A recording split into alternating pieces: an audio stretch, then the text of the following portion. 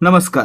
आजच्या व्हिडिओमध्ये आपण 2026च्या पोलीस भरतीला विचारण्यात आलेल्या मराठी व्याकरणाच्या प्रश्नांचा भाग 2 पाहणार आहे. या भागामध्ये आपण एकूण 100 प्रश्नांचा स्पष्टीकरणासह सराव करणार आहे. मागच्या भागामध्ये आपण प्रश्न क्रमांक 1 ते 100 पाहिले. या भागामध्ये आपण प्रश्न क्रमांक 101 ते 200 पाहणार आहोत. त्यामुळे जर तुम्ही पुढे होणाऱ्या पोलीस भरतीसाठी तयारी करताय आणि तुम्हाला मराठी व्याकरणाचा चांगल्या प्रकारे सराव करायचा आहे तर हा व्हिडिओ पूर्ण पहा आणि व्हिडिओमधील माहिती समजली, व्हिडिओ आवडला तर व्हिडिओला लाईक करून आपल्या मित्रांसोबत शेअर करा. सुरुवात करूयात आजच्या प्रश्नांना. प्रश्न क्रमांक 101. राम राजा झाला या वाक्यातील राजा या शब्दाचे कार्य कोणते? आता या ठिकाणी पहा, राम झाला असं आपण म्हटलं तर काय होईल? वाक्याचा अर्थ पूर्ण होईल का? नाही होणार आहे. आणि मित्रांनो, ज्यावेळी वाक्यामध्ये एखादा शब्द वाक्याचा अर्थ पूर्ण करण्यासाठी आवश्यक असतो त्या शब्दाला काय म्हणायचं? त्याला म्हणायचं पूरक किंवा विधान पूरक. लक्षात ठेवायचं आहे, वाक्यामध्ये एखादा शब्द वाक्याचा अर्थ पूर्ण करण्यासाठी आवश्यक असतो त्याला पूरक किंवा विधान पूरक असं म्हटलं जातं. म्हणून या ठिकाणी राजा हा शब्द काय आहे? वाक्याचा अर्थ पूर्ण करण्यासाठी आवश्यकच आहे. राम काय झाला हे सांगणं आवश्यकच आहे, म्हणून या ठिकाणी राजा हा पूरक आहे किंवा विधान पूरक आहे. प्रश्न क्रमांक 102. खालीलपैकी भाववाचक नाम ओळखा. भाववाचक नाम म्हणजे काय? तर ज्या नामामधून भावना व्यक्त होते आणि त्या नामाला स्पर्श करता येत नाही त्याला काय म्हणायचं? भाववाचक नाम म्हणायचं. म्हणून या ठिकाणी काय झालं तर भाऊ सामान्य नाम आहे, शाळा देखील सामान्य नाम आहे, हरी हे विशेष नाम आहे आणि गुलामगिरी हे भाववाचक नाम आहे. म्हणून पर्याय ड आपलं उत्तर आहे. गुलामगिरी ही एक भावना आहे आणि मित्रांनो, गुलामगिरीला आपण स्पर्श करू शकत नाही, म्हणजेच या ठिकाणी काय झालं? हे एक भाववाचक नाम झालं. असं नाम ज्याला आपण डोळ्यांनी पाहू शकत नाही किंवा हाताने स्पर्श करू शकत नाही याला काय म्हणायचं? भाववाचक नाम म्हणायचं. तिसऱ्या प्रश्नाकडे जाऊयात. प्रश्न क्रमांक 103. उंदीर या शब्दाचे स्त्रीलिंगी रूप लिहा. आता मित्रांनो, दादोबा पांडुरंग तडखरकर काय म्हणतात? उंदीरचं स्त्रीलिंगी रूप उंदरी असं होतं, परंतु आता नवीन व्याकरणानुसार काय होतं? उंदीर या शब्दाचं स्त्रीलिंगी रूप उंदीर आहे असं राहतं. याला आपण मादी उंदीर असं म्हणतो. ठीक आहे, म्हणजे या ठिकाणी काय झालं? या ठिकाणी उंदीरचं स्त्रीलिंगी रूप या ठिकाणी दिलेलंच नसल्यामुळे पर्याय ड यापैकी नाही हे आपलं उत्तर असणार आहे. लक्षात ठेवायचं आहे, मराठी भाषेचे पाणिनी दादोबा पांडुरंग तडखरकर म्हणतायत की उंदीरचं स्त्रीलिंगी रूप उंदरी होतं, परंतु आधुनिक व्याकरणामध्ये काय दिलंय? उंदीरचं स्त्रीलिंगी रूप उंदीर आहे असं राहतं. म्हणजे काही शब्द आहेत, उदाहरणार्थ मासा, त्यासोबतच गरुड, साप हे शब्द आहेत ते स्त्रीलिंगी आणि पुल्लिंगी दोन्हीमध्ये असून यांचा उल्लेख फक्त पुल्लिंगीच केला जातो. त्यामुळे मित्रांनो, या ठिकाणी उंदीरचं स्त्रीलिंगी रूप काय पाहिजे?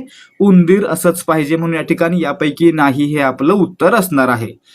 ठीक आहे, पुढे पाहूयात. 104. तोंडले या शब्दाचे अनेक वचन ओळखा. आता तोंडले नावाची एक भाजी असते, फळभाजी असते, कोणाला माहित आहे का? तर मित्रांनो, या ठिकाणी या भाजीचं नाव दिलेलं आहे. म्हणजे काय झालं हे?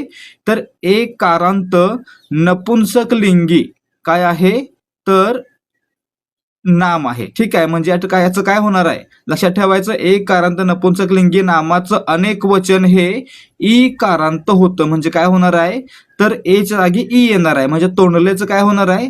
तोंडली होणार आहे. म्हणून याचं उत्तर काय असलं पाहिजे? पर्याय अ.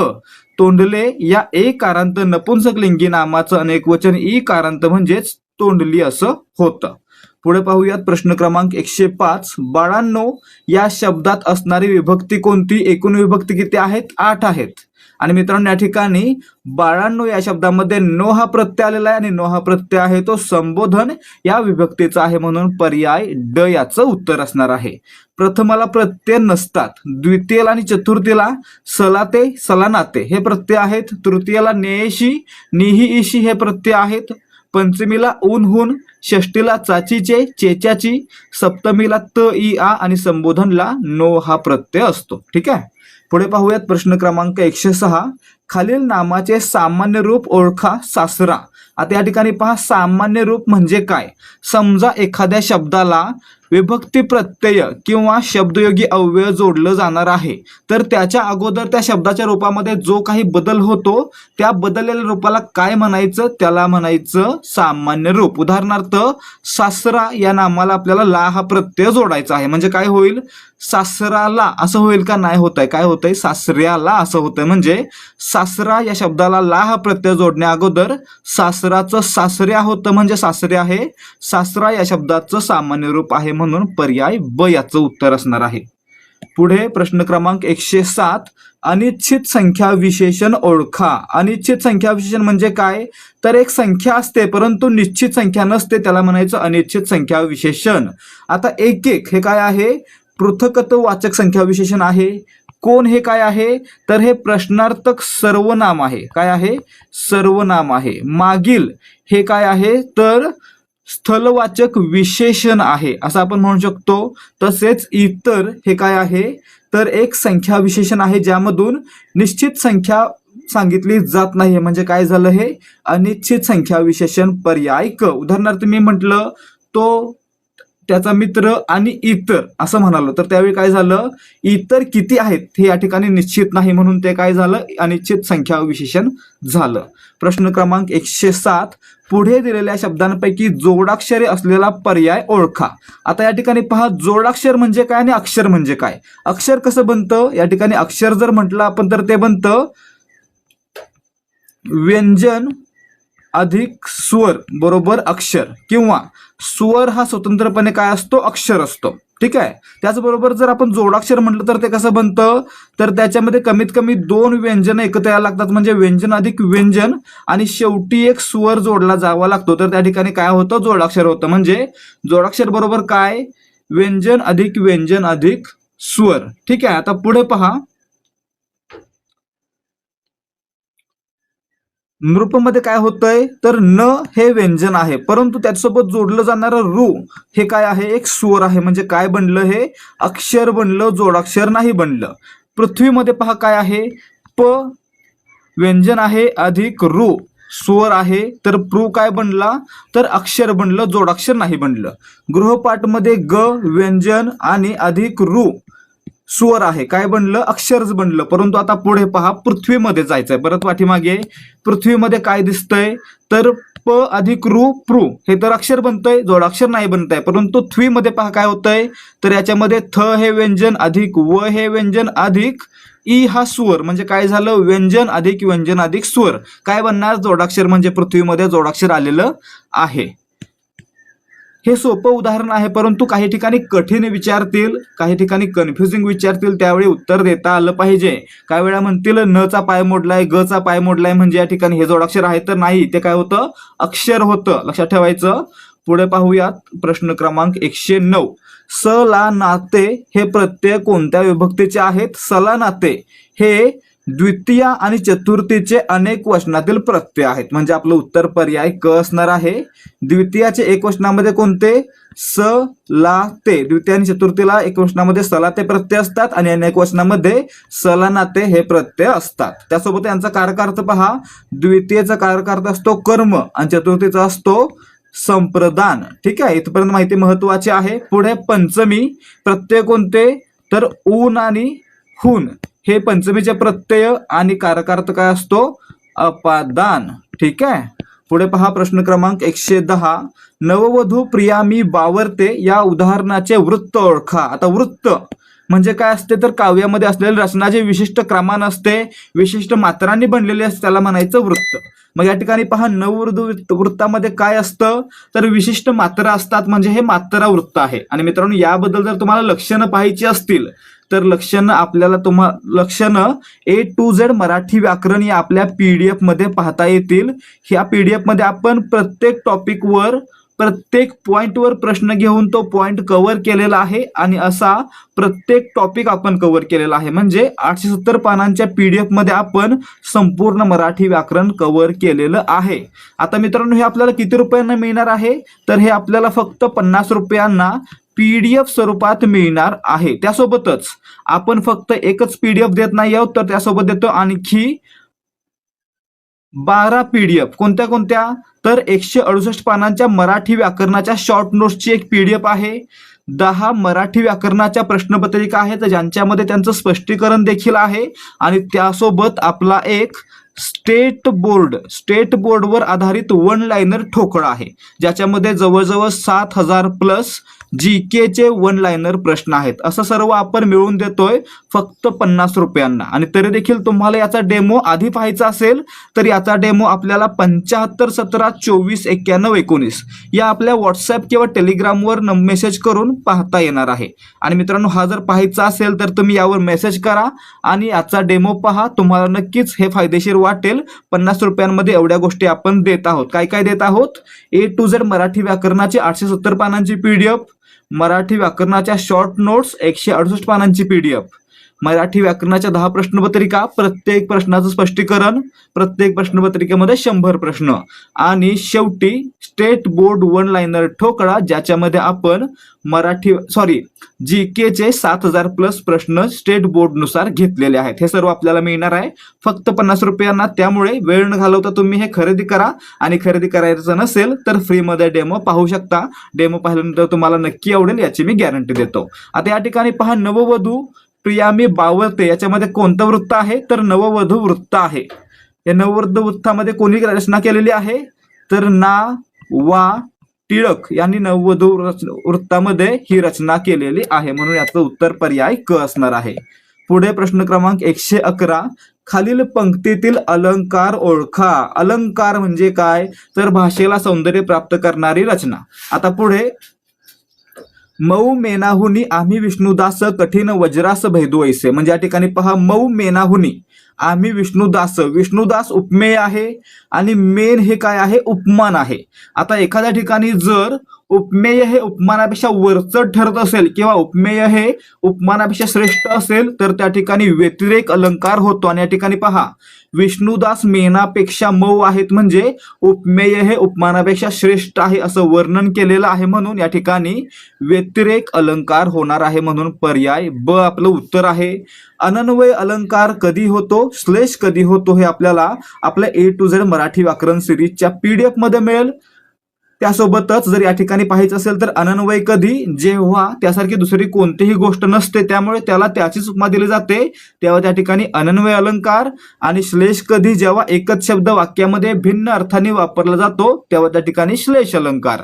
श्लेषचे प्रकार कोणते कोणते आहेत यावर देखील आपल्या या PDF मध्ये माहिती मिळणार आहे. आणि हे सर्व मिळते फक्त 50 रुपयांना. खरेदी करायला विसरू नका.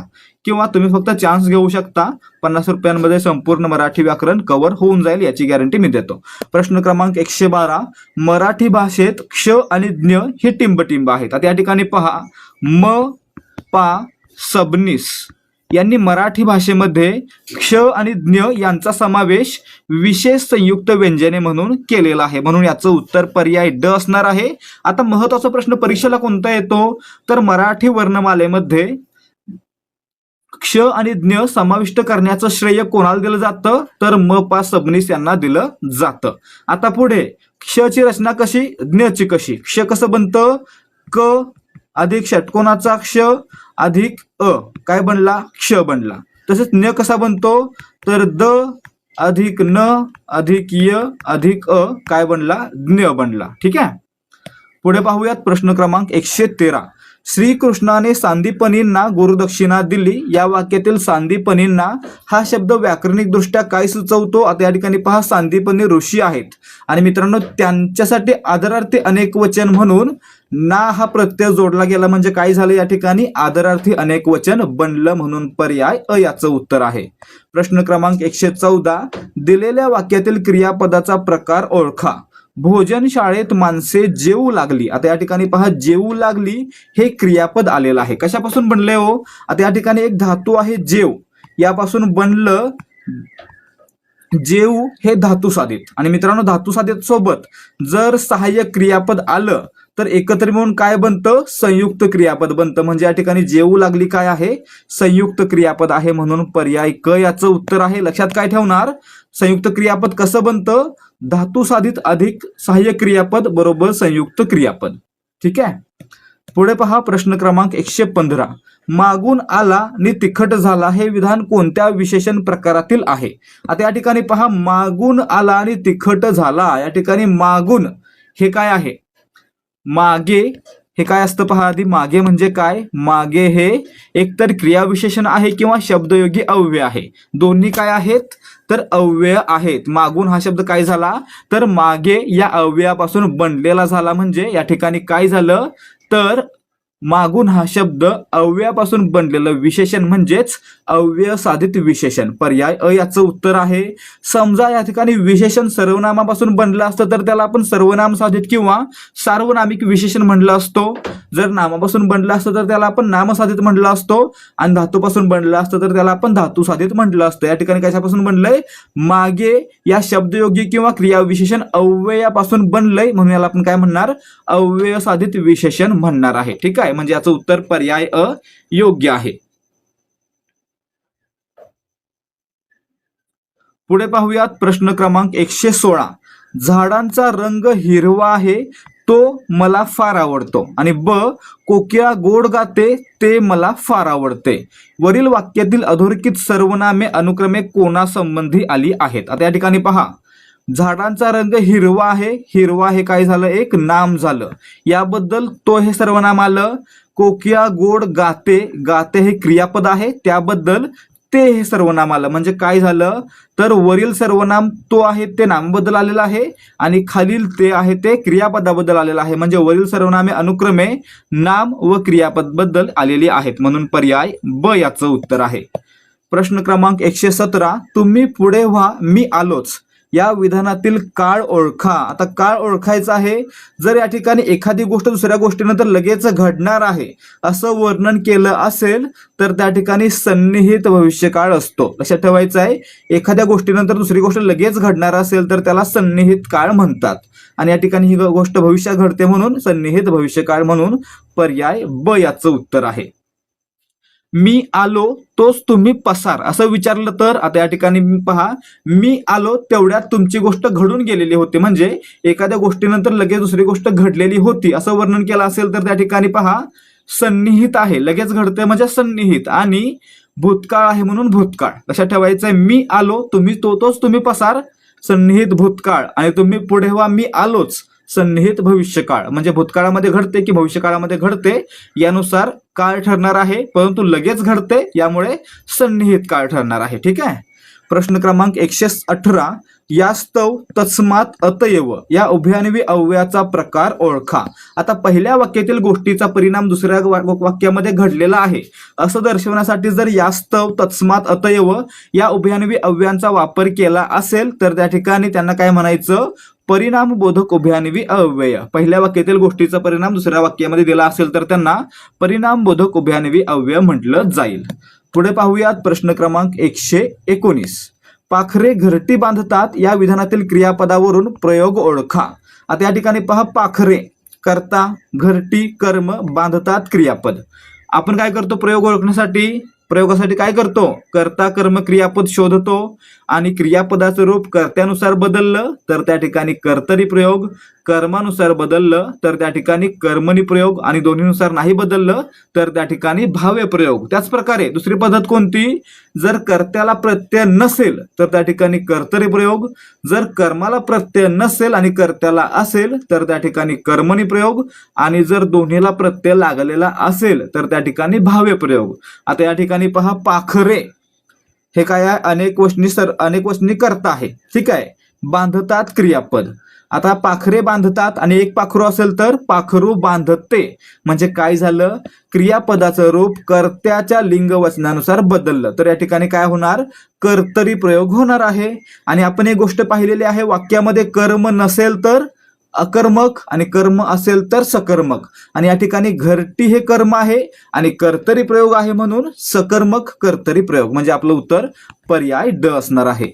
प्रश्न क्रमांक 120. रामाने दशमुखास ठार मारले यातील अधोरेखित शब्दाचा समास ओळखा.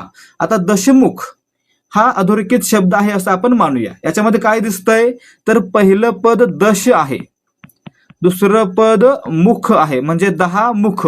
ही दोन्ही पदे महत्वाची नाहीयेत, तर काय महत्वाचं आहे, तिसरं पद रावण. दशमुख मधून कशाचा बोध होतोय, तर रावण या शब्दाचा बोध होतोय. म्हणजे या ठिकाणी दोन्ही पदे महत्वाची नसून तिसऱ्याच पदाचा बोध होतोय. आणि आपण काय पाहिलं, जर पहिलं पद महत्वाचं असेल तर अव्ययभाव समास, दुसरं पद महत्वाचं असेल तर तत्पुरुष, दोन्ही पदे महत्वाची असतील तर द्वंद्व आणि तिसऱ्याच पदाचा बोध होत असेल तर त्या ठिकाणी बहुव्रीही समास असतो. म्हणून वर काय आहे दशमुख मध्ये बहुव्रीही समास आहे पर्याय क.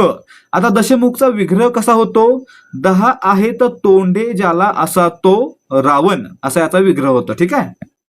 नमस्कार स्पर्धा परीक्षा करणाऱ्या मित्रांनो, मराठी व्याकरणामुळे मार्क जात आहेत तर काळजी करू नका. ध्येयाधिकारी घेऊन आलाय तुमच्यासाठी संपूर्ण समाधान. मराठी व्याकरणाची एक संपूर्ण PDF A to Z Marathi व्याकरण. या PDF मध्ये आपल्याला 870 पानं असणार आहेत आणि या 870 पानामध्ये आपण मराठी व्याकरणाच्या प्रत्येक टॉपिक वरील प्रत्येक पॉइंटवर प्रश्न घेऊन मराठी व्याकरण संपूर्ण कव्हर केलेलं आहे. आणि मित्रांनो, यामुळे जर तुम्ही MPSC, शिक्षक भरती, तलाठी भरती, पोलीस भरती, ग्रामसेवक, बँक भरती किंवा इतर कोणत्याही सरळ सेवा भरती परीक्षेसाठी तयारी करताय तर तुम्हाला हे PDF पुस्तक अत्यंत उपयुक्त राहणार आहे. या पुस्तकाची मूळ किंमत आहे 200 रुपये, परंतु आपण या ठिकाणी ऑफर घेऊन आलो आहोत फक्त 50 रुपयांची. आणि यासोबतच आपण आणखी देणार आहोत 168 पानांच्या PDF नोट्स आणि 10 मराठी व्याकरणाच्या प्रश्नपत्रिका. म्हणजे आपल्याला काय मिळतंय? एकतर प्रश्नोत्तराच्या माध्यमातून सराव करता येतोय, त्यासोबतच शॉर्ट मध्ये नोट्स अभ्यासता येत आहेत आणि आपला सराव करण्यासाठी 10 मराठी व्याकरणाच्या स्पष्टीकरणासह प्रश्नपत्रिका मिळत आहेत. आणि हे सर्व आम्ही देणार आहे फक्त 50 रुपयांना. त्यामुळे जर तुम्ही यापैकी कोणत्याही परीक्षेसाठी तयारी करताय तर हे पुस्तक आणि या सर्व PDF तुम्हाला अत्यंत उपयुक्त राहणार आहे. त्यामुळे जर तुम्हाला या पुस्तकाचा या PDFचा डेमो पाहायचा आहे तर 75 17 24 91 19 या नंबरवर व्हॉट्सअपवरून किंवा टेलिग्रामवरून डेमो असा मेसेज पाठवा. तुम्हाला या PDFचे सॅम्पल PDF पाहता येईल आणि जर तुम्हाला त्या आवडल्या तर दिलेल्या QR वर मेसेज करून तुम्ही पेमेंट करून फक्त 50 रुपयांमध्ये हे सर्व मिळवू शकता. पुढे पहा प्रश्न क्रमांक 121. आमचे आरोग्य चांगले राहावे यास्तव आम्ही योग करतो हे कोणत्या प्रकारचे मिश्र वाक्य आहे? आता यास्तव हे उभयान्वी अव्यय आलेलं आहे. कोणत्या प्रकारचं आहे? तर यास्तव हे उद्देशबोधक उभयान्वी अव्यय आहे. पहिल्या वाक्यातील गोष्ट हे उद्देश असून त्या उद्देशास्तव जर दुसऱ्या वाक्यामध्ये क्रिया घडत असेल तर त्याला म्हणायचं उद्देशबोधक उभयान्वी अव्यय. आणि वाक्य कसं असणार आहे? उद्देशबोधक मिश्र वाक्य. म्हणजे या ठिकाणी काय झालं? आमचे आरोग्य चांगले राहावे या उद्देशानं आम्ही योग करतो, म्हणजे या ठिकाणी उद्देशबोधक उभयान्वी अव्यय आलेला आहे आणि वाक्य कसं असणार आहे? उद्देशबोधक मिश्र वाक्य. प्रश्न क्रमांक 122. अभ्युदय या शब्दाची संधी सोडवा.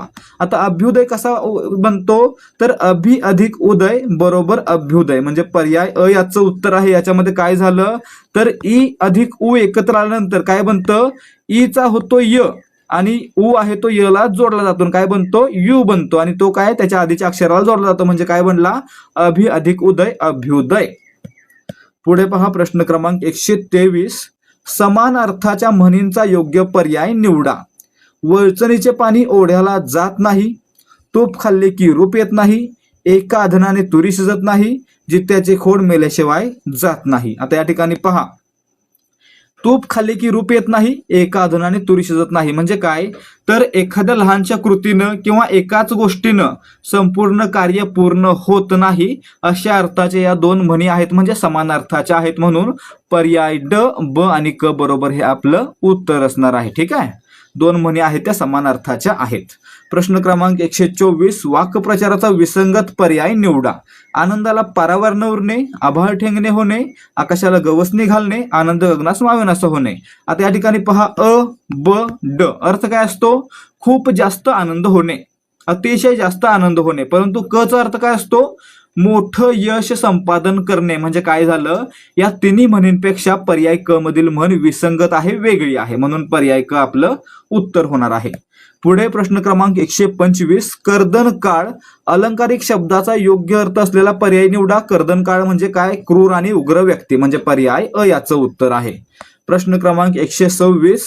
जसे आंब्यांच्या झाडांची राई फुल झाडांचा ताटवा तसे मडक्यांची काय? आता या ठिकाणी पहा, आंब्यांच्या झाडासमोर काय म्हणायचं? राई म्हणायचं किंवा आमराई म्हणायचं. फुल झाडांच्या समूहाला काय म्हणायचं? ताटवा म्हणायचं. मडक्यांच्या समूहाला किंवा मडके एकमेकावर असलेले असं त्याला काय म्हणायचं? उतरंड म्हणायचं. म्हणजे पर्याय ब आपलं उत्तर आहे. गवताची काय असते? गवताची गंजी असते.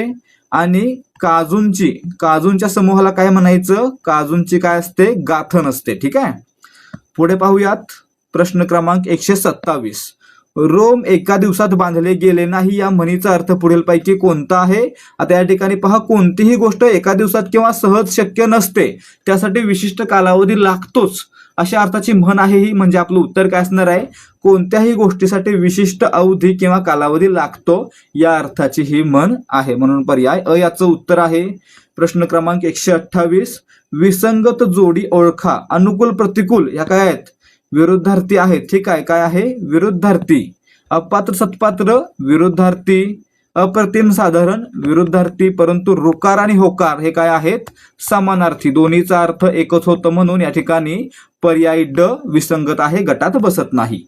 पुढे पहा प्रश्न क्रमांक 129. गण्या म्हणजे शुद्ध नंदी बैल या वाक्यातील शब्द शक्ती ओळखा. आता या ठिकाणी पहा, नंदी बैल, गण्या म्हणजे शुद्ध नंदी बैल, म्हणजे फक्त बैल म्हणून न वापरता आपण काय केलं?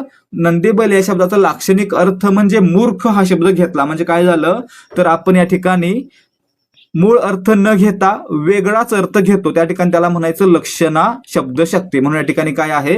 लक्षणा शब्दशक्ती आहे. पर्याय ब. आता लक्षात ठेवायचं, अभिधा कधी असते? जेव्हा शब्दाचा अर्थ आपण आहे असा घेतो तेव्हा त्याला अभिधा म्हणायचं. लक्षणा कधी? जेव्हा आपण शब्दाचा मूळ अर्थ न घेता वेगळाच अर्थ घेतो तेव्हा त्याला लक्षणा म्हणायचं. आणि व्यंजना कधी म्हणायचं? जेव्हा आपण शब्दाचा सुसंगत असा व्यंगात्मक अर्थ घेतो तेव्हा त्याला व्यंजना म्हणायचं. ठीक आहे. मग या ठिकाणी नंदीबैलचा आपण काय घेतला? मूर्ख असा वेगळाच अर्थ घेतला म्हणून या ठिकाणी लक्षणा शब्दशक्ती आहे. प्रश्न क्रमांक 130. संबोधन दर्शवताना कोणते विरामचिन्ह वापरतात? आता या ठिकाणी पहा, संबोधन म्हणण्याऐवजी आपण काय म्हणूया तर हाक मारताना कोणते विरामचिन्ह वापरतात. आता मी म्हटलं अक्षय जरा इकडे ये, तर काय करणार मी? अक्षय नंतर एक स्वल्पविराम देणार. म्हणजेच हाक मारल्यानंतर एक स्वल्पविराम, संबोधन नंतर काय करणार? स्वल्पविराम देणार. म्हणून या ठिकाणी आपण म्हणू शकतो की संबोधन करताना किंवा हाक मारताना आपण स्वल्पविराम हे चिन्ह वापरतो. म्हणून पर्याय अ याचं उत्तर आहे. पुढे पहा प्रश्न क्रमांक 131. ह्रस्व व दीर्घाच्या नियमानुसार पुढीलपैकी योग्य शब्द ओळखा. त्या ठिकाणी पहा, जर एकच शब्द लिहायचा असेल, एकच अक्षराचा एकच शब्द बनला असेल तर त्याला नेहमी दीर्घ लिहायचं. म्हणून मी आणि तू हे दोन्ही शब्द बरोबर आहेत. मी आणि ती हे पहिल्या ह्रस्वमध्ये चुकीचे आहेत. म्हणजे आपलं उत्तर पर्याय ड 1 आणि 2 बरोबर आणि 3 आणि 4 चुकीचे आहेत. प्रश्न क्रमांक 132. क्षणम चित्तम क्षणम वित्तम याचा अर्थ काय? क्षणम चित्तम क्षणम वित्त म्हणजे काय? आयुष्य म्हणजे चित्त आणि वित्त म्हणजे पैसा हे क्षणभंगूर आहे, फार काळ किंवा आयुष्यभर टिकणारं नाही. म्हणून याचं उत्तर काय असणार आहे तर पर्याय ड. आयुष्य व धन हे क्षणभंगूर असते, यासाठी क्षणम चित्तम क्षणम वित्तम हे शब्द वापरले जातात. पुढे पहा प्रश्न क्रमांक 131. खालीलपैकी योग्य जोडी निवडा. अकलेचा कांदा क्वचित भेटणारी व्यक्ती. या ठिकाणी चुकलेला आहे पहा.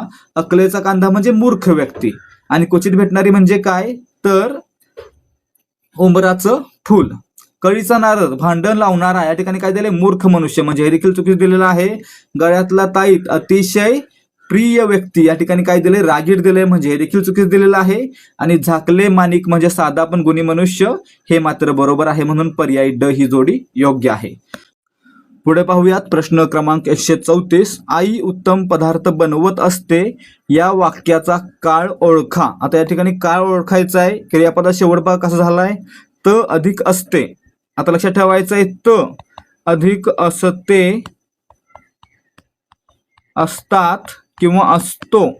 त अधिक असतो, असते, असतात असं जर क्रियापद शेवटी आलं असेल तर त्या ठिकाणी रित्ती वर्तमान काळ असतो आणि या ठिकाणी त अधिक असते आहे म्हणून या ठिकाणी रित्ती वर्तमान काळ आहे. फक्त शेवटी तो असणार असेल, जेवतो, करतो, खातो, पितो, तर त्या ठिकाणी काय असणार? साधा वर्तमान काळ.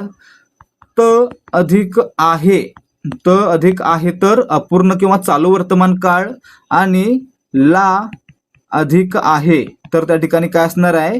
त्या ठिकाणी असणार पूर्ण वर्तमान काळ. लक्षात ठेवणार आहे आपण काय तर त अधिक असते, असतो, असतात रिती वर्तमान काळ. त अधिक आहे चालू किंवा अपूर्ण वर्तमान काळ.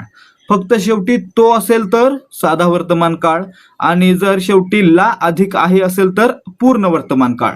आणि जर तुम्हाला इतर काळांबद्दल अशा प्रकारचा तक्ता पाहायचा असेल तर तो आपल्याला A to Z मराठी व्याकरणाच्या आपल्या 50 रुपयांच्या PDF मध्ये मिळणार आहे.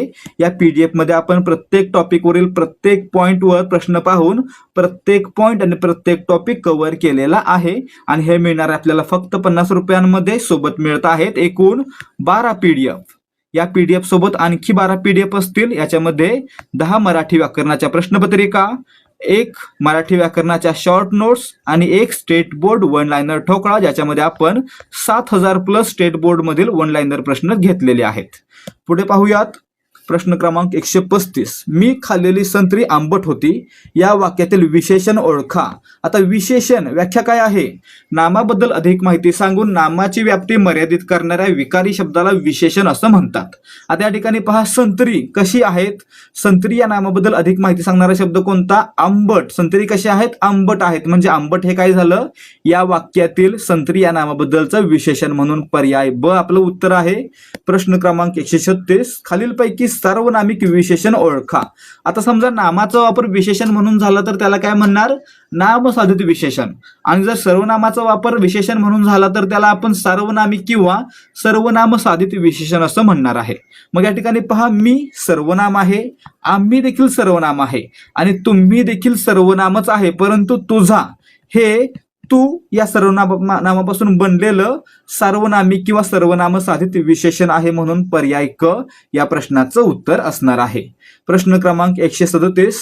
मराठी भाषेचे लिखाण आपण कोणत्या लिपीत करतो? मराठी भाषेची लिपी कोणती आहे? देवनागरी, म्हणून पर्याय ब याचं उत्तर आहे.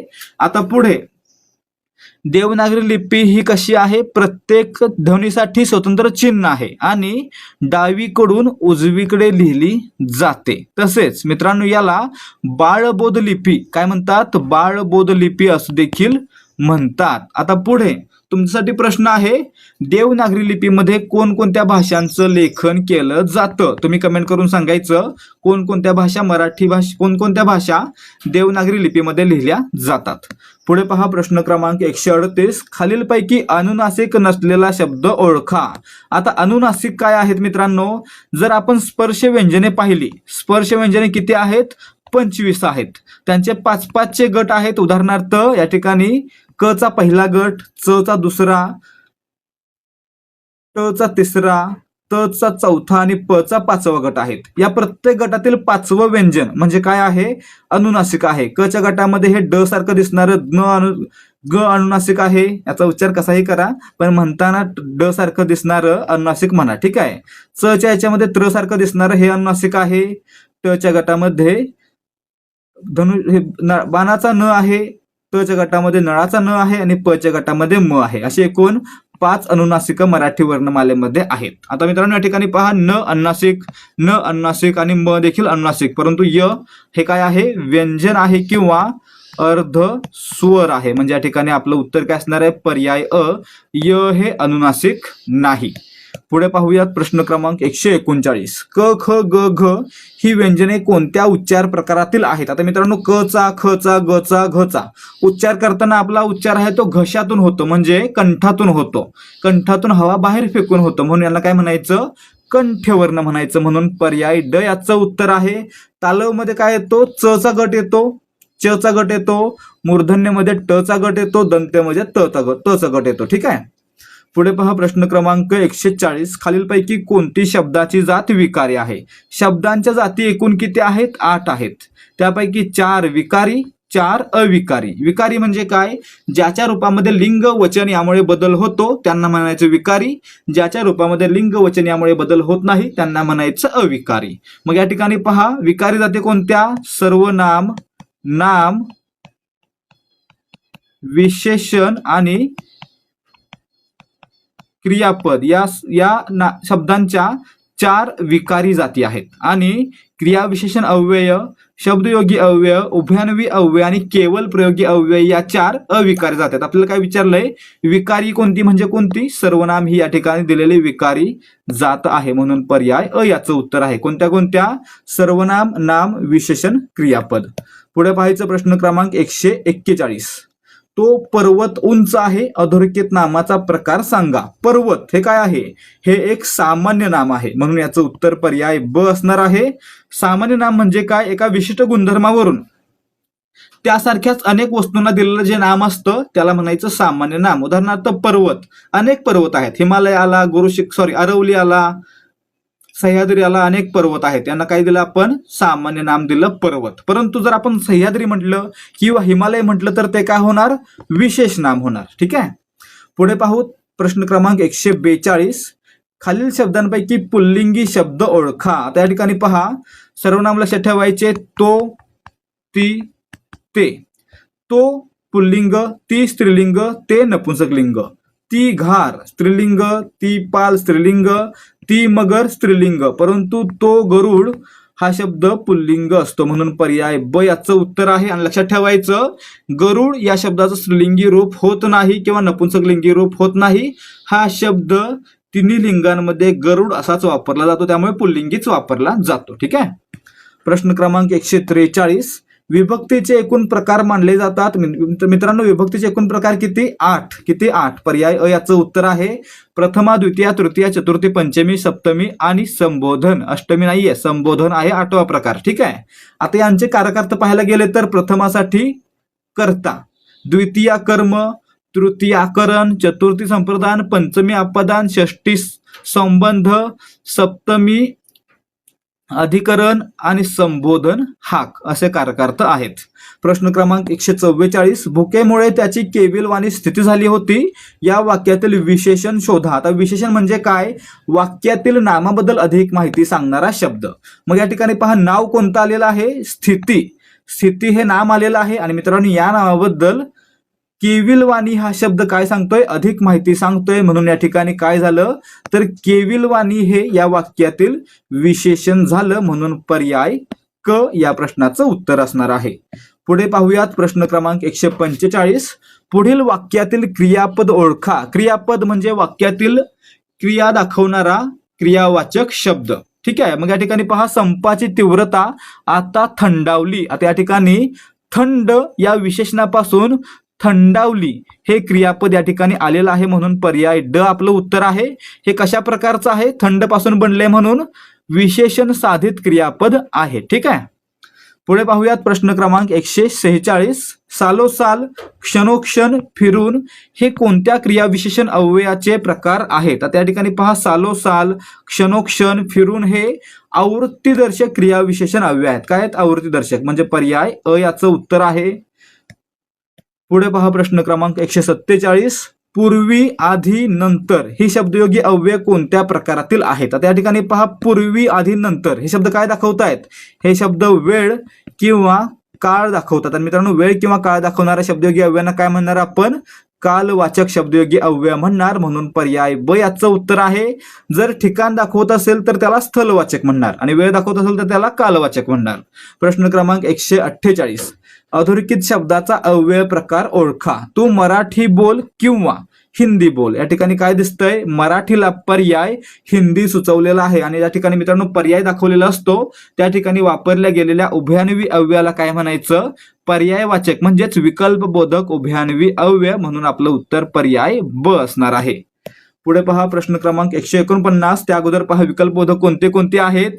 किंवा, वा, अगर, अथवा ही काय आहेत? विकल्पबोधक उभयान्वी अव्यय आहेत. प्रश्न क्रमांक 149. पराक्रम, शौर्य, धाडस, लढावृत्ती यांच्या वर्णनातून टिंबटिंब हा रस निर्माण होतो. या ठिकाणी पहा 9 रस आहेत. एकूण किती? 9 रस आहेत. त्यापैकी पराक्रम, शौर्य, धाडस, लढावृत्ती यांच्यातून वीर रस उत्पन्न होतो, म्हणून पर्याय ब याचं उत्तर आहे. रौद्र, राग असेल किंवा क्रोध असेल तर त्या ठिकाणी रौद्र रस उत्पन्न होतो. विनोद असेल तर त्या ठिकाणी हास्यरस, आणि प्रेम असेल तर त्या ठिकाणी शृंगार रस उत्पन्न होतो. प्रश्न क्रमांक 150. सावळाचा रंग तुझा पावसारी नभापरी. अधोरेखित शब्दाचा अलंकार ओळखा. अधोरेखित शब्द कोणता दिसतोय? या ठिकाणी नभापरी.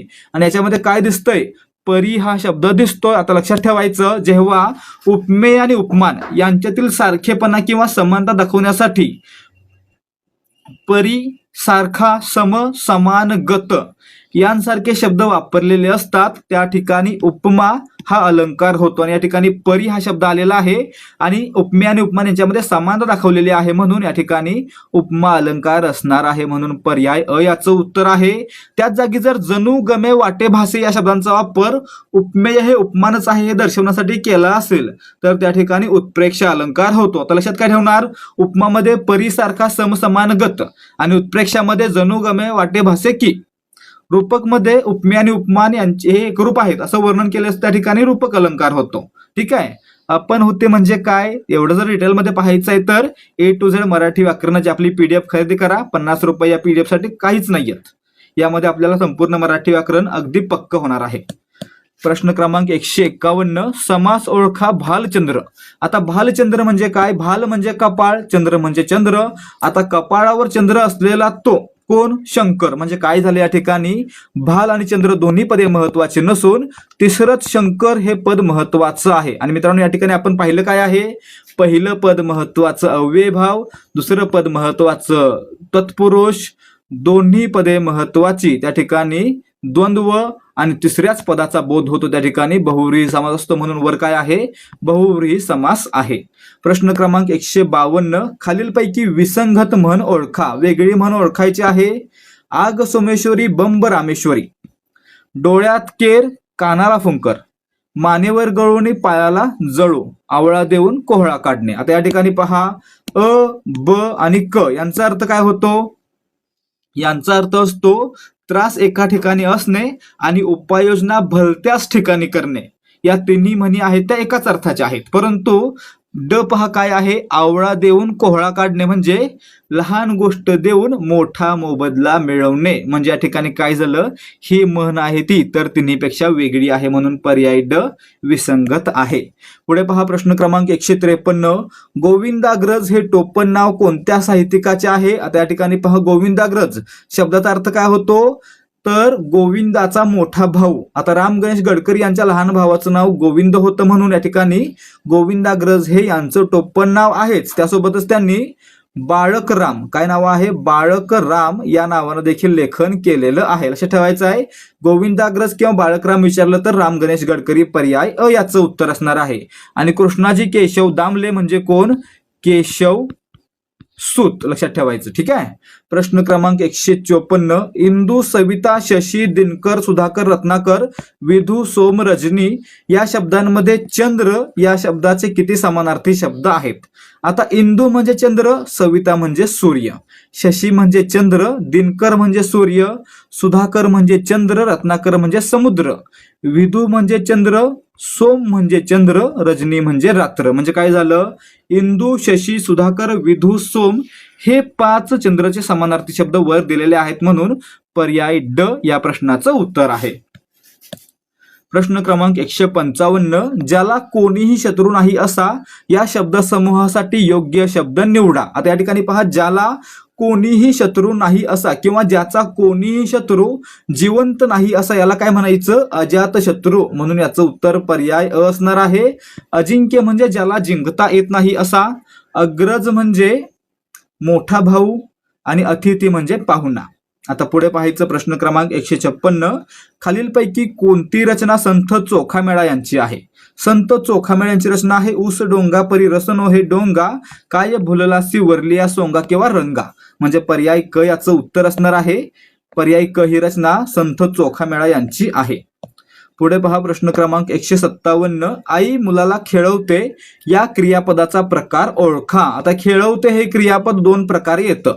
फक्त म्हटलं खेळवते तर याचा वापर कशा प्रकारे होतो त्यानुसार त्याचे 2 प्रकार पडतील, शक्य आणि प्रयोजक. आता या ठिकाणी आई मुलाला खेळवते म्हणजे आई प्रत्यक्षात खेळत नसून मुलाकडून खेळण्याची क्रिया करवून घेते. म्हणजे क्रिया जर दुसऱ्याकडून करवून घेतली जात असेल तर त्या ठिकाणी काय असणार, प्रयोजक क्रियापद.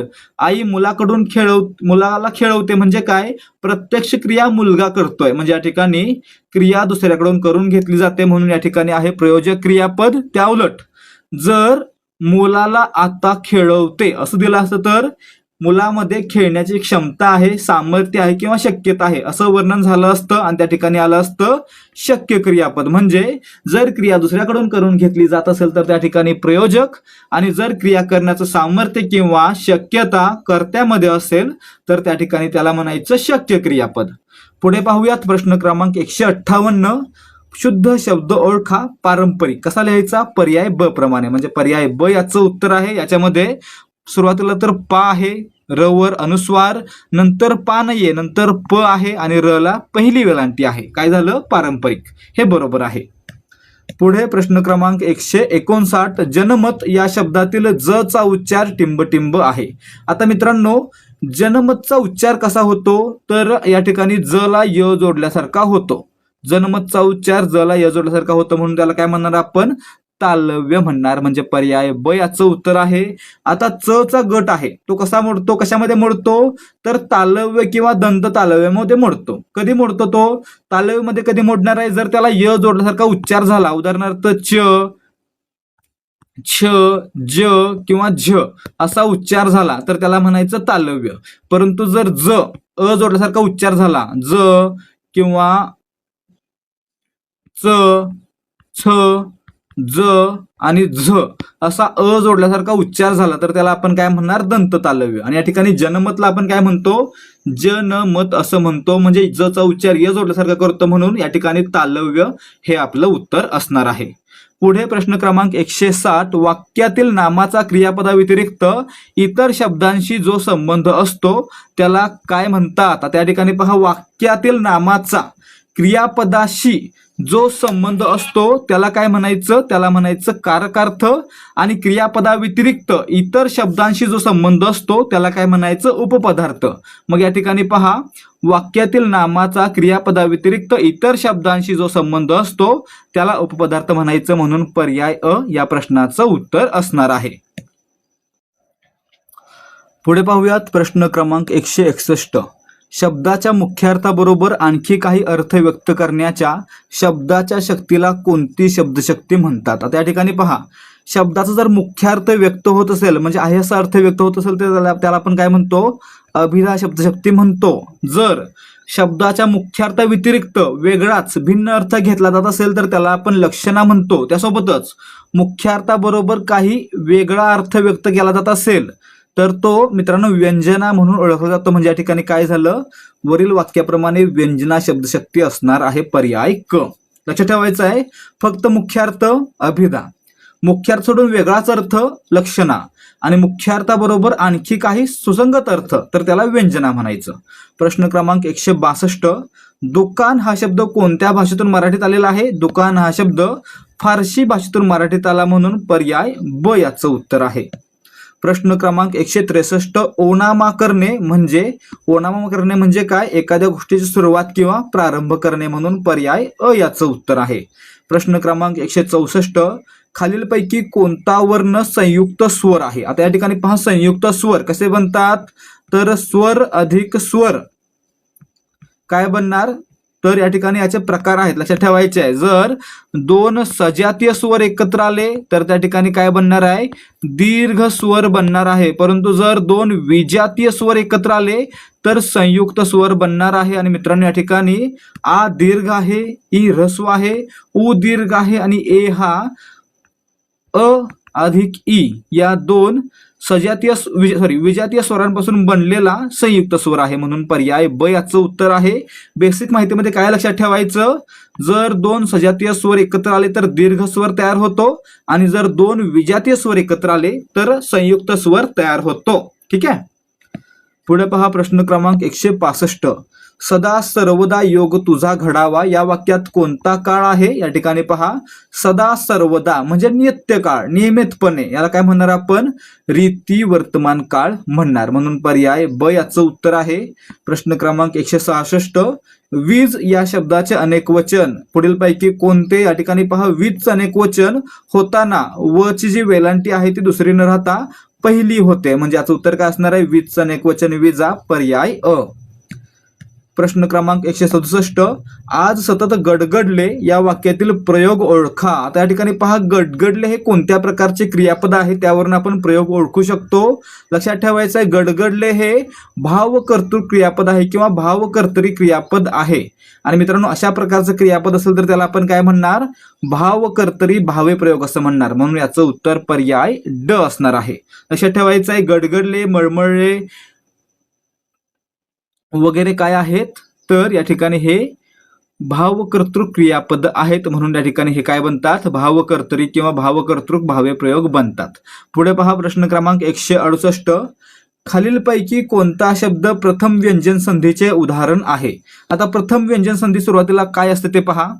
समजा कोणत्याही मृदू व्यंजनापुढे जर त्या कठोर व्यंजन आले तर त्या मृदू व्यंजनाचं रूपांतर त्याच्याच गटातील पहिल्या व्यंजनामध्ये होतं, त्याला म्हणायचं प्रथम व्यंजन संधी. ठीक आहे. आता पुढे पहा, दिगंबर या ठिकाणी काय झालं, दिक्क अधिक अंबर या ठिकाणी काय झालं, क या कठोर व्यंजनापुढे अ आला, याला म्हणणार आपण तृतीय व्यंजन संधी. या ठिकाणी प्रथम नाही. सच्चिदानंद, त पुढे जर च आला तर तच रूपांतर देखील च मध्ये होतं, या ठिकाणी त ची विशेष संधी. ठीक आहे. सदाचार, त अधिक आ, त पुढे काय आला, स्वर आला, तच रूपांतर त्याच्या गटातील तिसऱ्या व्यंजनामध्ये म्हणजे द मध्ये झालं, या ठिकाणी आहे तृतीय व्यंजन संधी. आणि वाक्पतीमध्ये काय होतं, वाग, ग अधिक पती. काय पाहिलं आपण, मृदू व्यंजनापुढे कठोर व्यंजन आलं तर मृदू व्यंजनाचं रूपांतर त्याच्याच गटातील पहिल्या व्यंजनामध्ये होतं, तेव्हा त्याला प्रथम व्यंजन संधी म्हणतात. आणि ग पुढे प हे कठोर व्यंजन आल्यामुळे ग चं रूपांतर क मध्ये होऊन संधी होते, म्हणून हे काय झाली, प्रथम व्यंजन संधी. म्हणजे पर्याय अ मध्ये प्रथम व्यंजन संधी आहे, ब आणि क मध्ये तृतीय व्यंजन संधी आहे आणि ड मध्ये त ची विशेष संधी आहे. ठीक आहे. पुढे पाहूयात प्रश्न क्रमांक 169, मराठी भाषेत एकूण किती व्यंजने आहेत. एकूण वर्ण किती आहेत पहा, एकूण वर्ण 52, त्यापैकी 14 स्वर, 2 स्वरादी, 34 व्यंजन आणि 2 विशेष संयुक्त व्यंजने. म्हणजे आपलं उत्तर काय आहे, मराठी वर्णमालेमध्ये एकूण 34 व्यंजने आहेत. प्रश्न क्रमांक 170, आम्हाला आमच्या विद्यार्थ्यांत भीम हवेत या वाक्यातील अधोरेखित शब्दाची जात ओळखा.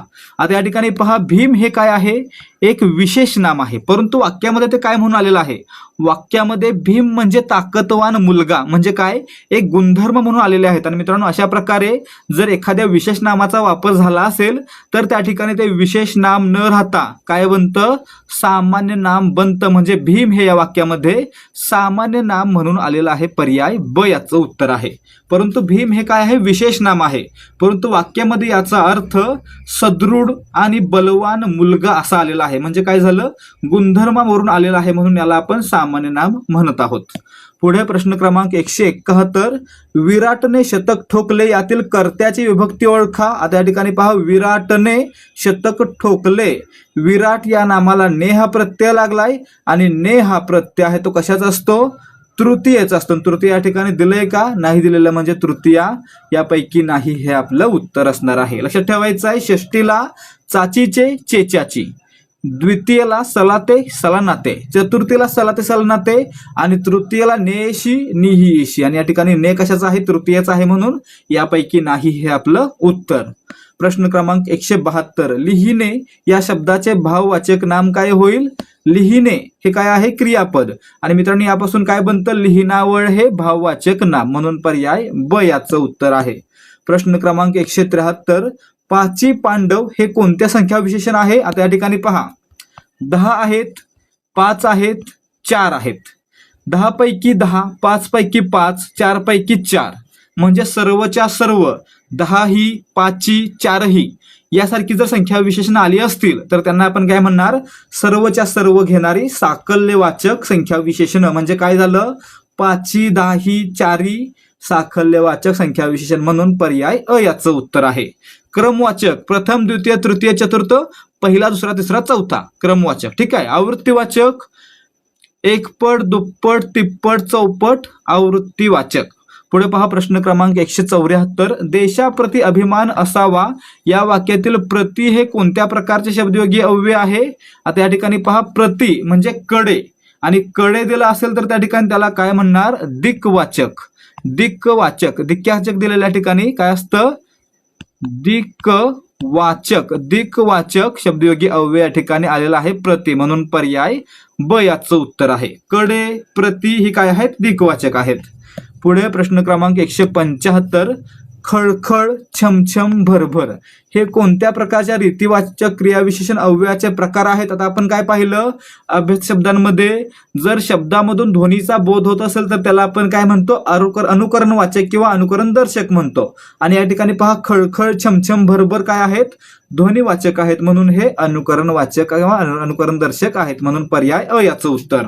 प्रश्न क्रमांक 176, गजानन या शब्दाचा समास ओळखा. गज म्हणजे हत्ती, आनन म्हणजे डोके किंवा मुख. ठीक आहे, म्हणजे या ठिकाणी काय विग्रह कसा होतोय, आहे आनन गजाचे ज्याला असा तो, किंवा आहे तोंड गजाचे हत्तीचे ज्याला असा तो कोण, गणपती. म्हणजे काय झालं या ठिकाणी, गजानन या त्यामधील गज किंवा आनन म्हणजे हत्ती किंवा मुख या दोन्ही शब्दांचा बोध न होता तिसऱ्याच गणपती या शब्दाचा बोध होतोय. त्यामुळे या ठिकाणी काय म्हणणार आपण, बहुव्रीही समास आहे, म्हणजे पर्याय क आपलं उत्तर आहे.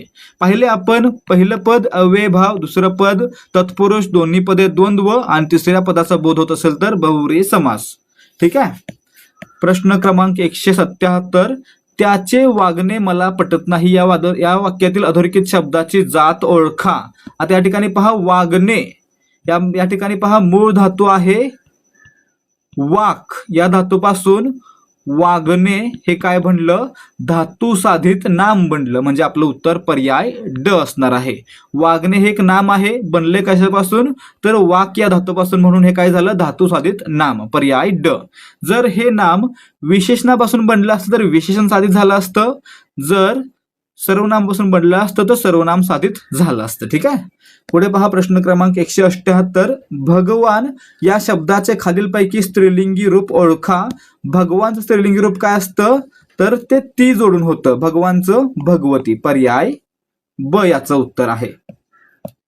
प्रश्न क्रमांक 179, त्या दुकानात काय वाटेल ते मिळेल या वाक्यातील अधोरेखित शब्दाची जात ओळखा. आपल्याला काय ओळखायचं आहे, अधोरेखित शब्द कायची जात. आता या ठिकाणी समजा तो काय करतो असा प्रश्न असता तर काय झालं असतं, काय हे प्रश्नार्थक सर्वनाम म्हणून आलं असतं, परंतु या ठिकाणी त्या दुकानात काय वाटेल ते मिळेल म्हणजे काय हे निश्चित नाही, त्यामुळे याला काय म्हणणार आपण, अनिश्चित सर्वनाम म्हणणार, म्हणजे आपलं उत्तर पर्याय अ. आता लक्षात ठेवायचं आहे, काय आणि कोण ही सर्वनामं जर प्रश्न विचारण्यासाठी आली तर ती प्रश्नार्थक, आणि प्रश्न विचारण्यासाठी आली नसतील तर ती नेहमी अनिश्चित सर्वनामं असतात. पुढे पाहूयात प्रश्न क्रमांक 180, बोलता बोलता विचार मालिका तुटल्यास विधान अधिक स्पष्ट करण्यासाठी कोणते चिन्ह वापरतात. त्या ठिकाणी पहा, बोलता बोलता जर विचार मालिका तुटली तर पुढील विचार मांडण्यासाठी एक लांब आडवी रेष लिहिली जाते, याला काय म्हणतो आपण, अपसारण चिन्ह म्हणतो, म्हणजे आपलं उत्तर पर्याय ब असणार आहे. प्रश्न क्रमांक 181, खालीलपैकी समानार्थी शब्दांची अयोग्य जोडी ओळखा. म्हणजे कोणती जोडी समानार्थी शब्दांची नाही ते ओळखायचं आहे. ठीक आहे. उपहार बक्षीस बरोबर, कंदमूळ बरोबर, कद म्हणजे रेशमी वस्त्र हे देखील बरोबर, परंतु अपहार म्हणजे घोटाळा, आणि या ठिकाणी काय दिलंय, फराळ दिलंय, म्हणजे हे चुकीच दिलंय, म्हणजे पर्याय अ ही जोडी समानार्थी शब्दांची नाही किंवा चुकीची आहे. पुढे पाहूयात प्रश्न क्रमांक 182, खालीलपैकी कोणता शब्द चुकीचा शब्दसमूह दर्शवतो. केळ्यांचा लोंगर असतो, या ठिकाणी चुकून डोंगर झालंय, लोंगर लिहा, लोंगर. ठीक आहे. केळ्यांचा लोंगर, बांबूंचे बेट हे चुकीच दिलंय. ठीक आहे. पक्ष्यांचा थवा, वेलींचा कुंज, थोडं टायपिंग मिस्टेक आहेत, पुन्हा एकदा पहा, केळ्यांचा लोंगर, पक्ष्यांचा थवा, वेलींचा कुंज, परंतु बांबूचे काय असते, बेट असते, घड नाही, म्हणजे पर्याय ब याचं उत्तर असायला पाहिजे, परंतु त्या ठिकाणी आपण प्रश्न रद्द करूया. पण लक्षात ठेवण्यासाठी ठेवा, केळ्यांचा घड नसतो, काय असतो, केळ्यांचा लोंगर असतो, पक्ष्यांचा थवा असतो, वेलींचा कुंज असतो, बांबूंचे बेट असते, तारकांचा पुंज असतो. ठीक आहे. पुढे पहा प्रश्न क्रमांक 184. खालील वाक्यामध्ये सर्वात योग्य वाक्प्रचार निवडा. दहीहंडी फोडताना सर्वात वरचा थर गडगडल्याने उपस्थितांना अतिशय भीती वाटली. अतिशय भीती वाटली यासाठी कोणता वाक्प्रचार वापरला जातो? छातीत धस्स होणे म्हणजे पर्याय क याचं उत्तर आहे. जिव्हारी लागणे म्हणजे या ठिकाणी वाईट वाटणे. चतुर्भुज होणे लग्न होणे. गळीत गात्र होणे घाबरणे घाबरगुंडी उडणे. ठीक आहे. पुढे पहा प्रश्न क्रमांक 185. अंगार या शब्दाचा खालीलपैकी कोणता पर्यायवाचक शब्द नाही? अंगार म्हणजे अग्नी. अग्नीला समानार्थी शब्द विस्तव निखारा इंगळ. म्हणजे या ठिकाणी आपलं उत्तर काय असणार आहे? पर्याय ब ओंजळ हा अग्नीला किंवा अंगारला पर्यायवाचक नाही. प्रश्न क्रमांक 186. खालीलपैकी कोणता ध्वनिदर्शक शब्दांची जोडी अयोग्य आहे? आता या ठिकाणी पहा ध्वनिदर्शक शब्दांची अयोग्य जोडी ओळखायची आहे. मोरांची केकावली किंवा केकाराव बरोबर आहे. मुंग्यांचा गुंजाराव मधमाशांचा गुंजाराव हे देखील बरोबर आहे. विजांचा कडकडाट बरोबर आहे. ढगांचा गडगडाट हे देखील बरोबर असतं. आणि सापांचे धुतकार, सापांचा काय असतो या ठिकाणी? फुतकार असतो. काय असतो? फुतकार. म्हणजे या ठिकाणी धुतकार हे चुकीचं दिलेलं आहे म्हणून पर्याय क ही ध्वनिदर्शक शब्दांची चुकीची जोडी आहे. प्रश्न क्रमांक 187. मी चहा करीत असे या वाक्याचा काळ ओळखा. आता या ठिकाणी पहा शेवटी काय आहे? त असे, त अधिक असे रीती भूतकाळ. लक्षात ठेवायचं आहे. त अधिक असे रीती भूतकाळ पर्याय ब याचं उत्तर आहे. त असे रीती भूतकाळ. ठीक आहे. त अधिक इल किंवा इन त्याला काय म्हणायचं? रीती भविष्यकाळ. आणि त अधिक असतो असते आणि असतात. त अधिक असतो असते असतात रीती वर्तमान काळ. ठीक आहे. पुन्हा एकदा पहा मी स्पष्ट लिहितो, क्लिअर लिहितो, थोडा वेळ लागेल. रीती भूतकाळ काय असणार आहे? त अधिक असे रीती भूतकाळ. ठीक आहे. रीती भविष्यकाळ त अधिक इन किंवा इल. ठीक आहे. त अधिक इल करत जाईल करत जाईन हे काय झाले? रीती भविष्यकाळ. रीती वर्तमान काळ त अधिक असतो असते असतात. ठीक आहे. करत असतो खात असतो पीत असतो काय झालं? रीती वर्तमान काळ. ठीक आहे. प्रश्न क्रमांक 188. खालीलपैकी कोणते जोडीने येणारे शब्द चूक आहेत? कोड कौतुक बरोबर. खरेदी विक्री बरोबर. गप्पा टप्पा बरोबर. परंतु गोटफोट हे बरोबर आहे का? तर या ठिकाणी गोटफोट नसतं. काय असतं? गोडधोड असं वगैरे असतं. ठीक आहे. गोटफोट नाही म्हणून पर्याय ड ही जोडी चुकीची आहे. ठीक आहे. पुढे पहा प्रश्न क्रमांक 189. ज्ञात या शब्दाचे विरुद्धार्थी शब्द ओळखा. ज्ञातला विरुद्धार्थी अज्ञात पर्याय ब याचं उत्तर आहे. प्रश्न क्रमांक 190.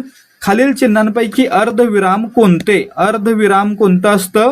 तर पर्याय ड मध्ये दिलेला आहे अर्धविराम. ठीक आहे. हा काय आहे? अपूर्ण विराम. पर्याय ड मध्ये अर्धविराम हा उद्गारवाचक आणि हे प्रश्नचिन्ह. ठीक आहे. पुढे प्रश्न क्रमांक 191. खालील शब्दातून एकवचनी शब्द ओळखा. लाटा अनेकवचनी आहे. याचं एकवचन लाट असं होतं. वाटा एकवचन वाट असं होतं. नाला हे काय आहे? एकवचन. याचं अनेकवचन नाले असं होतं. आणि खाटा याचं एकवचन खाट असं होतं. म्हणजे लाटा वाटा खाटा अनेकवचनी आहे आणि नाला हा एकवचनी आहे म्हणून पर्याय क याचं उत्तर आहे. प्रश्न क्रमांक 192. खालीलपैकी नपुंसक लिंग ओळखा. नपुंसक लिंग कसं ओळखतो आपण? ते. तो असेल तर पुल्लिंग, ती असेल तर स्त्रीलिंग आणि ते असेल तर नपुंसक लिंग. आता तो पक्षी पुल्लिंग झाला. तो मनुष्य पुल्लिंग झाला. ती मुलगी स्त्रीलिंग झालं परंतु ते फूल नपुंसक लिंग झालं म्हणून पर्याय ड याचं उत्तर आहे. प्रश्न क्रमांक 193. किती गोड आहे हा आंबा वाक्प्रचार ओळखा. आता या ठिकाणी वाक्य प्रकार ओळखायचा आहे, प्रचार नाही. वाक्य प्रकार ओळखा. वाक्य प्रकार ओळखा. किती गोड आहे हा आंबा याच्यामधून भावना व्यक्त होते आणि शेवटी उद्गारवाचक चिन्ह आहे म्हणून हे आलं उद्गारार्थी वाक्य म्हणजे पर्याय क. प्रश्न क्रमांक 194. खालीलपैकी कोणता शब्द पुल्लिंगी नाही? वाडा भात दिवा घर. पुल्लिंगीसाठी तो वाडा तो दिवा तो भात परंतु ते घर नपुंसकलिंगी झालं, म्हणजे पर्याय ड हा शब्द पुल्लिंग नाही. प्रश्न क्रमांक 195, खालीलपैकी कोणता शब्द अयोग्य आहे? वाङ्मय कसा लिहिला पाहिजे? वा हे ड सारखं दिसणार अनुनासिक आणि मय हे झालं वाङ्मय. ठीक आहे. मनःस्थिती हे बरोबर आहे. कोट्यधीश बरोबर आहे. अनसुया हे देखील बरोबर आहे. म्हणजे चुकलं काय? फक्त वाङ्मय चुकला, म्हणून पर्याय अ याचं उत्तर असणार आहे. प्रश्न क्रमांक 196, खालीलपैकी चुकीचा पर्याय ओळखा. चुकीचा पर्याय अग्रणी आग, अंदाज कयास, अचाट अजब, अंधार तिमिर. आता या ठिकाणी पहा, अंधार तिमिर समानार्थी आहेत, अंदाज कयास समानार्थी, अचाट अजब समानार्थी, परंतु अग्रणी म्हणजे पुढे, आग म्हणजे अग्नी, काहीच संबंध नाहीये, म्हणून पर्याय अ चुकीचा मानूया. पुढे प्रश्न क्रमांक 197, राणी या शब्दाचा खालील पर्यायवाचक शब्द नाही. आता या ठिकाणी पहा, राणी म्हणजे राज्ञी, राणी म्हणजे महाराज्ञी, राणी म्हणजे सम्राज्ञी, परंतु यामिनी म्हणजे रात्र, म्हणजे काय झालं? रात्र किंवा यामिनी हा राणीला समानार्थी नाही, पर्यायवाचक नाही, म्हणून पर्याय ड आपलं उत्तर आहे. प्रश्न क्रमांक 198, अंग धरणे या शब्दाचा खालीलपैकी कोणता शब्दार्थ नाही? अंग धरणे म्हणजे तब्येत सुधारणे, बाळसे घेणे, रुजणे, परंतु अव्हेरणे म्हणजे त्याग करणे, सोडून देणे, म्हणजे या ठिकाणी काय झालं? अ आहे तो अंग धरणेचा समानार्थी किंवा पर्यायवाचक नाही. पुढे पाहूयात प्रश्न क्रमांक 199, विद्यार्थी या शब्दाचा योग्य विग्रह ओळखा. आता विद्यार्थीमध्ये काय होतंय? विद्या अधिक अर्थी, विद्यामधील शेवटचा वर्ण आ आणि विद्या अर्थीमधील पहिला वर्ण अ, आ अधिक अ एकत्र येऊन त्यांच्यासाठी आ हा वर्ण राहतो, म्हणून या ठिकाणी आपलं उत्तर पर्याय अ असणार आहे. विद्या अधिक अर्थी विद्यार्थी. आता या ठिकाणी पुढे जाऊन काय विचारतील? ही कोणत्या प्रकारची संधी आहे? तर याच्यामध्ये दोन्ही एकत्र येणारे स्वर आहेत, म्हणून हे काय आहे? स्वर संधी आहे. ठीक आहे. पुढे पाहूयात प्रश्न क्रमांक 200, योग्य विधान ओळखा. खरं तर आपल्याला या ठिकाणी अयोग्य विधान ओळखायचं आहे. ठीक आहे. सर्व योग्य आहेत, त्यापैकी अयोग्य ओळखायचं आहे. पहिलं विधान, देवनागरी लिपीत प्रत्येक ध्वनीला स्वतंत्र चिन्ह आहे. बरोबर आहे मित्रांनो. जवळजवळ सर्व ध्वनींना स्वतंत्र चिन्ह देवनागरी लिपीमध्ये आपल्याला पाहायला मिळतं, म्हणून पहिलं विधान योग्य आहे. पुढे, संस्कृत व प्राकृत भाषांची देवनागरी लिपी आहे. हे देखील मित्रांनो योग्य आहे. तसेच मराठी भाषेच्या लिपीला देवनागरी लिपी म्हणतात. हे देखील योग्य आहे. परंतु या ठिकाणी पहा, देवनागरी या लिपीत कोणतेही चिन्ह एकापेक्षा अधिक ध्वनी दाखवतं का? नाही दाखवत, म्हणून या ठिकाणी आपलं उत्तर काय असणार आहे? पर्याय ड हे विधान अयोग्य आहे. इतर 3 विधानं योग्य आहेत. अशा प्रकारे आपला पोलीस भरती 2026च्या मराठी व्याकरणाच्या प्रश्नांचा भाग 2 या ठिकाणी समाप्त होतोय. जर तुम्हाला या भागातील प्रश्नोत्तरांची उत्तरं समजली असतील, जर तुम्हाला या भागातील प्रश्नांची उत्तरे व्यवस्थितपणे समजली असतील, स्पष्टीकरण आवडलं असेल, तर व्हिडिओला लाईक करा आणि आपल्या चॅनलला सबस्क्राईब करा. त्याचबरोबर जर तुम्ही पुढे होणाऱ्या पोलीस भरतीसाठी तयारी करताय आणि त्यासाठी तुम्हाला मराठी व्याकरण पक्का करायचं आहे, तर तुम्ही आपलं A to Z Marathi व्याकरणाचं PDF पुस्तक खरेदी करू शकता. यामध्ये तुम्हाला मिळणार आहे 870 पानांचं A to Z Marathi व्याकरणाचं PDF पुस्तक, त्यासोबतच 168 पानांच्या मराठी व्याकरणाच्या शॉर्ट नोट्स आणि 10 मराठी व्याकरण प्रश्नपत्रिका आणि 1 स्टेट बोर्ड 1 लाइनर ठोकळा, ज्याच्यामध्ये आपण GK चे 7000 प्रश्न स्टेट बोर्ड नुसार 1 लाइनर स्वरूपात घेतलेले आहेत. त्यामुळे जर तुम्हाला हे सर्व 50 रुपयांमध्ये हवं आहे, तर तुम्ही फ्री डेमो पाहण्यासाठी 75 17 24 91 19 या नंबरवर मेसेज करू शकता. डेमो पहा, आवडलं तर घ्या, नाही आवडलं तर घेऊ नका. परंतु फ्रीमध्ये टेलिग्राम चॅनलवर दररोज प्रश्न सोडवण्यासाठी टेलिग्राम चॅनल देखील जॉईन करा. भेटूयात पुढच्या भागामध्ये. जय हिंद, जय भारत आणि जय महाराष्ट्र. धन्यवाद.